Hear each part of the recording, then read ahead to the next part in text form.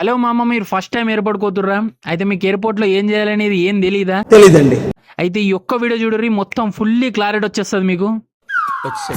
First airport లోకి enter అవ్వగానే 10-12 గేట్లు కనబడతాయి. నాది ఏ గేట్ అని చెప్పి అస్సలు కన్ఫ్యూజ్ కాకు. ఏదో గేట్ దగ్గరకో సెక్యూరిటీ గార్డు ఉంటాడు. సార్ నాకు గేట్ అనేది అని చెప్తాడు, చక్కగా చూపెడతాడు. ఆ గేట్లోకి పోయే ముందు ఖచ్చితంగా ఆధార్ కార్డు పెట్టుకోవాలి. ఆధార్ కార్డు లేదనుకో, అందుకే ఆధార్ కార్డు ఖచ్చితంగా తీసుకుపోర్రి.